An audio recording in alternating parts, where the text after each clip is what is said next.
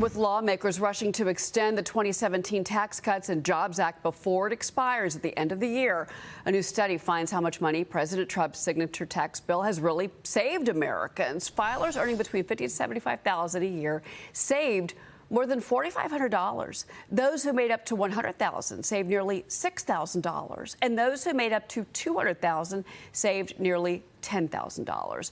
Now, Republicans are still considering how to pay for this. One plan being considered would roll back the Affordable Care Act's Medicaid expansion for the working poor. A group of 12 House Republicans sending a letter to Speaker Mike Johnson warning they will not vote for a reconciliation package that includes steep Medicaid cuts impacting vulnerable populations. Joining me now is North Carolina Congressman and House Financial Services and Budget Committee member Tim Moore. Congressman, good morning to you. So here is what White House Deputy Chief of Staff James Blair told Fox News last night. Watch this.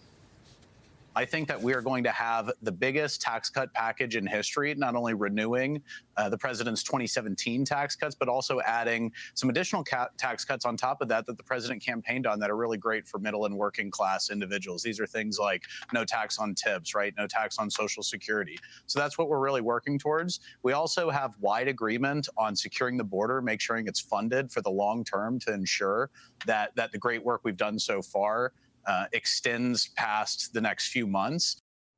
Congressman, your reaction to that, the White House is confident. At the same time, you have many of your colleagues now, Republican colleagues, saying that either cutting the expansion of Medicaid or maybe raising taxes. Well, I'm confident that we are going to extend the Trump tax cut that otherwise would be expiring this year. We have seen how that really spurred the economy, how it resulted in more money in the pockets of working Americans. You talked about one of the major tax cuts in recent times. We want to keep that going forward. I do have some concerns, though, about this talk of adding additional tax increases. I don't think that's appropriate. I believe, frankly, that we have a spending problem and not a tax problem. And when it comes to the Affordable Care Act, certainly I want to make sure that we have access to health care for those people who need it. But we need to make sure we put in things, for example, like making sure there are work requirements. If someone is able-bodied, they ought to not be getting a handout. Secondly, we really need to make sure that only U.S. citizens are getting any of these benefits. So you can go through and you can make a lot of changes and get rid of all that. And look, think about the billions of dollars already that DOJ has found in waste, fraud, and abuse. And we know that when it comes to HHS, when we know it comes to Medicaid and Medicare, a lot of these programs, there's a lot of waste, fraud, and abuse. We need to make sure those programs are shored up and take care of the people they need to take care of. But we need to get rid of where there's the waste, the fraud, the abuse. You do, yeah, and certainly there's multiple tracks of how this is all being worked towards. But President Trump and Republican lawmakers are considering raising the corporate tax rate. This came from the White House last week and from some members. They would create a 40% tax bracket for millionaires to pay for all of Trump's desired tax cuts, including no taxes on tips, overtime, and Social Security. Listen to Pennsylvania Congressman Dan Muser. This is what he told me on this program last week.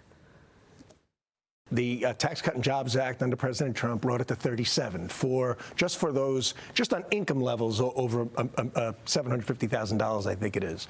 So by bringing it from the 37 as we're redoing the tax plan to perhaps 38.6, right? It would still be 1% less than it was before. Right? So if you were to bring it up at one point, it brings about $15 billion in revenues. So if it did come up to 39, it's almost $25 billion. The president is determined not to have a standard, and this is my view from what I based upon him, I'm not putting words in his mouth, a standard Republican-style budget. What he wants to see is something that is in the interest of all of America, middle-income America, small business. Would you support Congressman Muser's ideas here? Well, I certainly have a lot of respect for Dan. He's a great member of Congress, but I don't know that I see things exactly the way that he does on this one. I don't believe that there's a basis that I've seen right now to look at increasing any kinds of income taxes at all. There's just, those tend to stifle the economy.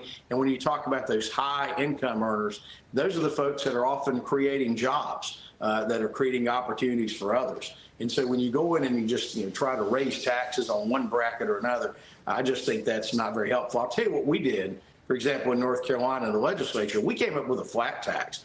Everybody paid the same percentage. And frankly, I think that's the fairest way to do it. You ought to tax it all at the same rate.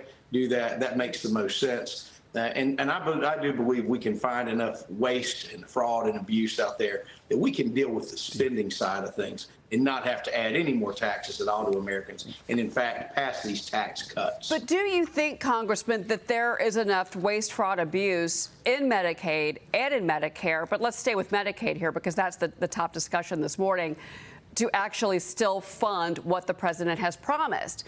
Because even when the White House is saying, look, maybe we do raise the corporate tax rate, maybe we do put a millionaire's tax in place. I mean, this is the discussion, I think, because the numbers at this point just simply don't work. Because if you look at the nation's debt overall, it is Medicare, it is Medicaid, and it is Social Security. Medicaid seems to be what they're targeting now. And I realize that's going to hit a lot of Republican states. Well, I'm just not convinced that we need to raise taxes at all, because studies have shown, and you look at where tax cuts have been put in place, you actually can see increases in revenue. The issue gets to how it gets what's called scored. It's sort of a static model that the CBO looks at. They simply say, well, if you cut taxes, then you're going to have revenues down by that much. What they don't take into account, though, is that you have increased economic activity. You have increased output. You can, in fact, have an increase in your GDP.